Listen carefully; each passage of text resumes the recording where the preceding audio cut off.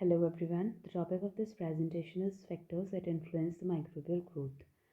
So there are various factors, time, temperature and many other factors which affect the growth of food. It is primarily determined by the potential microorganism and their toxin production by them, their growth and its toxin production. So there are two types of factor, mainly intrinsic factor that are the characteristics of food itself, and second is extrinsic factor that refers to the surrounding environment. So first we will discuss the intrinsic factor. So as I already told you, the characteristic of food itself is called intrinsic factor. It includes many naturally occurring compounds. For example, unnaturally occurring factors. First, moisture content, pH and acidity, nutrient content, biological structure, redox potential, and naturally occurring and added antimicrobials. Let's discuss moisture content first. So, moisture content is what? As we all know that water is required for everybody's growth. Water is essential. So therefore it is the moisture content is the amount of water present in the food. And if there is no water, then there will be no growth. Therefore it is also the oldest exploited method for preservation कि अगर पानी नहीं होगा तो microbes की growth भी नहीं होगी, जिसकी वजह से क्या होगा, हमारा फूड जो होगा वो प्रिजर्व हो जाएगा. सेकेंडली इसकी जो हम इसको एक्सप्लेन करते हैं, हम वो वाटर एक्टिविटी के थ्रू एक्सप्लेन करते हैं. वाटर एक्टिविटी क्या होती है? Water activity is this, it is the ratio of water vapour of the food substrate to the water vapor of the pure water, and the water vapor of the pure water is water activity of the pure water is 1, and the water activity of completely dehydrated food. अब completely dehydrated है, that means उसके अंदर water की percentage 0 है, water 0 है, that means उसकी जो water activity क्या होगी, वो भी 0 होगी. Next, this is the table of water activity of various food. For example, fresh meat के अंदर 0.9 से 1 वाटर एक्टिविटी है, वाटर का प्रेजेंस है. नेचुरल चीज़ में इतना है, क्योर्ड मीट में 0.87 है. So we should know about these values. This also we should know that it is the water activity of various micro organism, कि कितनी वाटर एक्टिविटी या कितना पानी का परसेंटेज उसमें प्रेजेंट होना चाहिए जिसपे जो आपका बैक्टीरिया है वो ग्रो कर सके. फॉर एग्जाम्पल साल्मोनेला है, मैक्सिमम वो इतने पे कर सकता है, ऑप्टिमम उसका 0.99 है, लेकिन वो मिनिमम अगर 0.94 भी वाटर एक्टिविटी है तो भी वो ग्रो करेगा. Similarly these are the value of other micro organism. Next is pH activity and acidity. PH क्या होता है? Alkalinity and acidity of the any food, उसे हम पीएच कहते हैं. It is the function of hydrogen ion concentration. PH कैसे होता है? पीएच टेबल आप लोगों ने पढ़ा ही होगा कि 7 होता है आपका न्यूट्रल, 7 से इधर को जो होती है आपकी एल्कलाइन होते हैं बेसिस, एंड इधर को होती है एसिडिटी.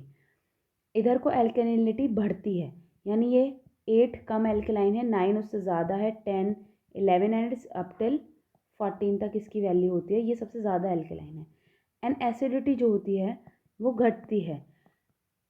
तो जो हमारा ये 1 वाला है ये मोस्ट एसिडिक है, and this is most alkaline. PH को जो हम कैसे वो करते हैं, pH is log 10 high H plus ion. Optimum growth जो होती है पीएच की वो हर एक ऑर्गेनिज्म के लिए डिफरेंट होती है. अगर लोएस्ट वैल्यू जो पीएच की होती है जो एक ऑर्गेनिज्म टॉलरेट कर सकता है उसे हम मिनिमम ग्रोथ पीएच कहते हैं, एंड हाईएस्ट वैल्यू पीएच की जो एक ऑर्गेनिज्म टॉलरेट कर सकता है उसको हम मैक्सिमम ग्रोथ पीएच कहते हैं. फॉर एग्जाम्पल जैसे कि साल्मोनेला स्पीशीज़ है, it is able to grow at 7 to 7.5, that is its optimum growth pH. But minimum growth पे वो 4.2 एसिडिक पीएच पे भी वो ग्रो कर सकता है. Here are the now on the basis of pH our microorganism are divided into various types. First is neutrophils. तो neutrophil जैसे हमें नाम से ही पता चला, न्यूट्रो मीन्स न्यूट्रल, तो न्यूट्रल. फिल्स लविंग, तो न्यूट्रल लविंग, दैट इज 7 के उस पर ये जो माइक्रो ऑर्गेनिज्म है ये ग्रो करते हैं. For example E coli, staphylococcus, salmonella. Next is acidophils. Similarly, the name suggests acid means acidic and phils means loving. So acidic pH पे ग्रो करने वाले माइक्रोऑर्गेनिज्म को हम एसिडोफाइल्स कहते हैं, एंड इनका ऑप्टिमम pH जो होता है वो लेस देन 5.5 होता है.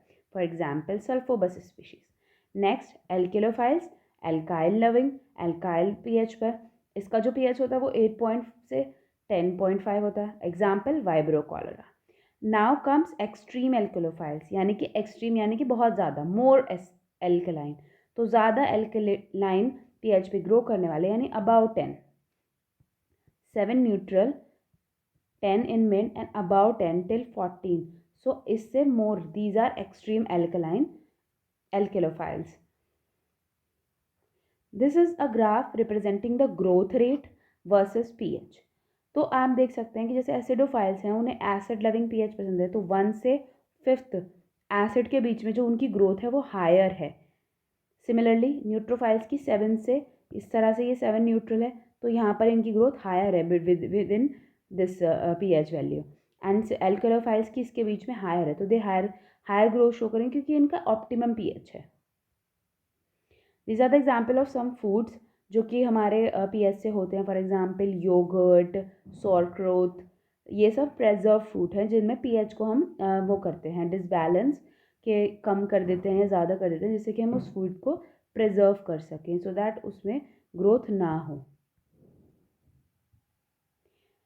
This is the diagram of Lake Natron in Tanzania. It is the colour pigmentation जो पिंक कलर का है वो एक्सट्रीम एल्कोलोफिलिक बैक्टीरिया और हेलोफिलिक माइक्रोब्स की वजह से। Next is nutrient content.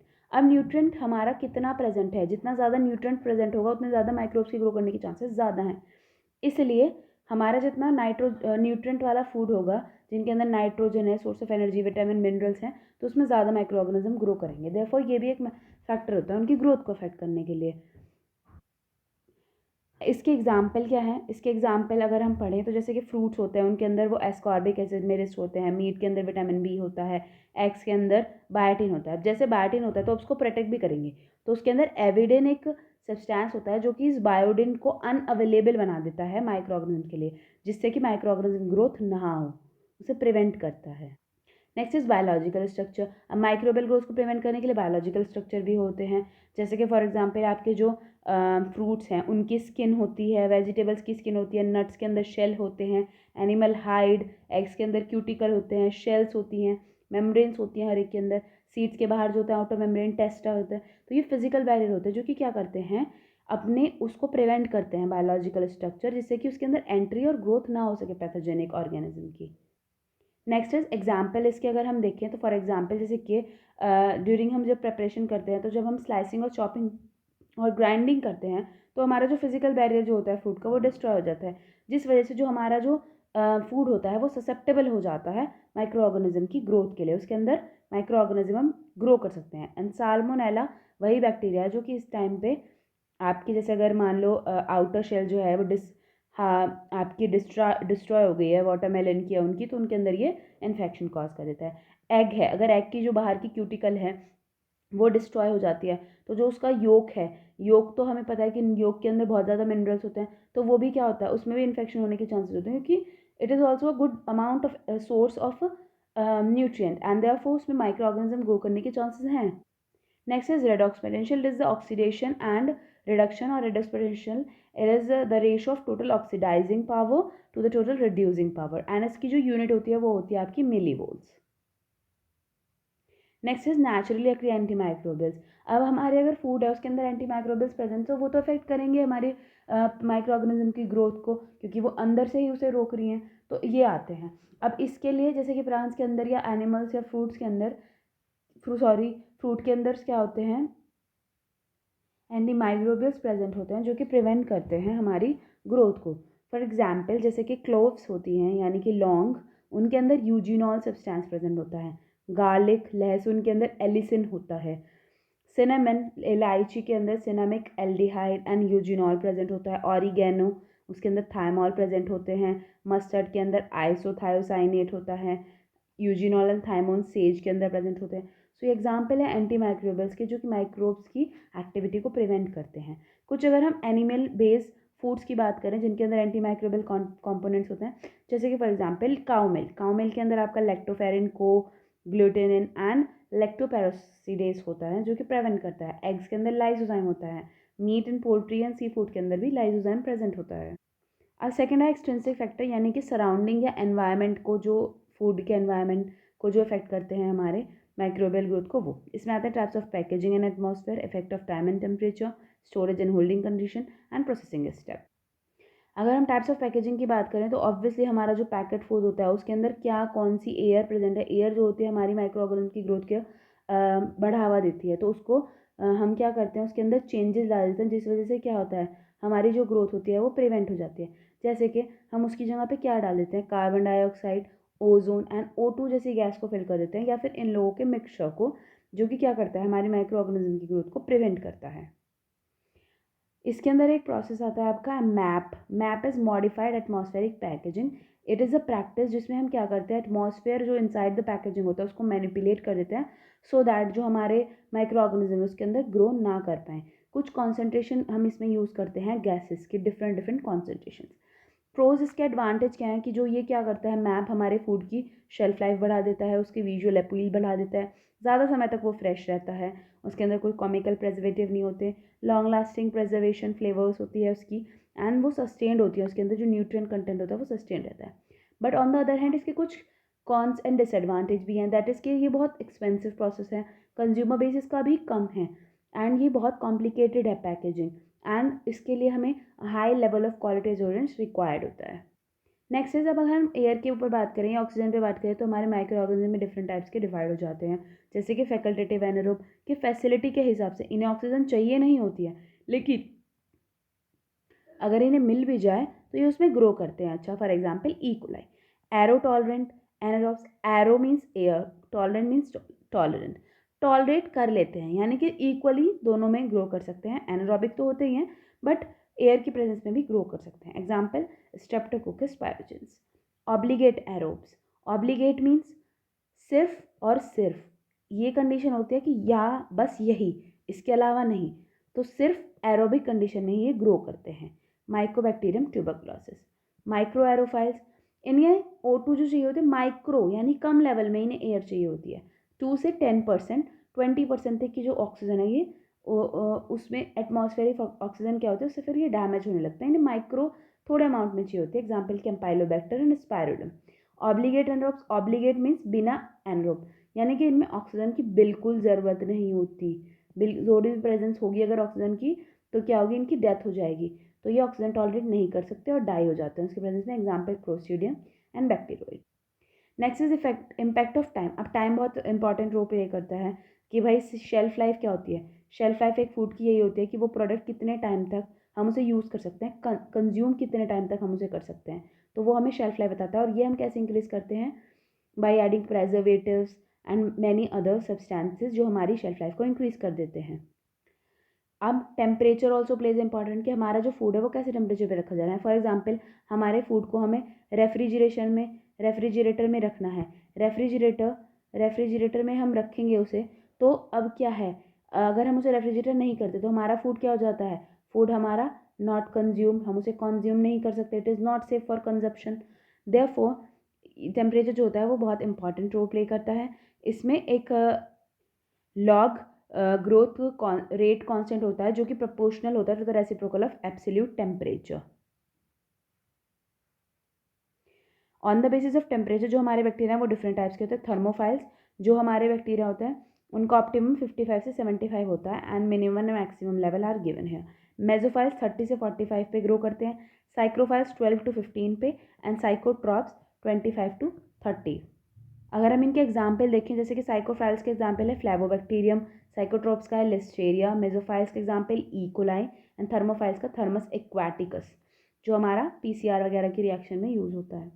अब इन्होंने ग्रोथ दिखा दी, जैसे टेम्परेचर है, जो उनका फेवरेबल टेम्परेचर है उन पे उनकी ग्रोथ मैक्सिमम है सबकी। Next is storage and holding condition. अब हम उस फूड को कैसे स्टोर कर रहे हैं और उसकी होल्डिंग कंडीशन कैसे है। फॉर एग्जाम्पल जैसे कोई हमारा जो फूड है वो विंटर में पाया जाता है, लेकिन आजकल क्या है कि वो समर में भी अवेलेबल है, तो वो कैसे मिल रहा है, या समर में अगर वो ग्रो कर रहा है तो वो विंटर में कैसे अवेलेबल है, तो ये हमारे डिपेंड करते हैं आपके स्टोरेज कंडीशन पे कि हम कैसे स्टोर कर रहे हैं। तो कोल्ड स्टोरेज में हम उसे स्टोर करते हैं, वहाँ पे हम जो फैक्टर मेंटेन करते हैं वो होता है relative humidity, it is amount of moisture present in atmosphere, तो हम इसको मैनेज करते हैं। Next is processing steps. अब आप उसे प्रोसेस किस तरह से कर रहे हैं, क्योंकि अगर हम प्रोसेसिंग से क्या होता है, हमारे जो फूड होते हैं वो डिस्ट्रॉय भी हो सकते हैं अगर प्रॉपर हैंडलिंग नहीं हो रही है फूड की, या उसकी पैकेजिंग कंडीशन जो है वो प्रॉपर नहीं है, तो क्या होगा, हमारा जो फूड होगा उसमें पैथोजन के अटैक करने के चांसेस ज़्यादा हैं। देयरफॉर हमें प्रॉपरली मेथड फॉलो करते हैं। एंड इसीलिए हम पैकेजिंग में बहुत अच्छे तरह के मटेरियल यूज़ करते हैं, जो कि हमें क्या प्रोवाइड करते हैं, प्रॉपर हर्मेटिक सीलिंग, जो कि हमारे वेजिटेटिव पैथोजन को प्रिवेंट करते हैं उसके प्रोडक्ट के अंदर घुसने से। That's all, thank you, please do like and comment below any topics which you want me to make videos on.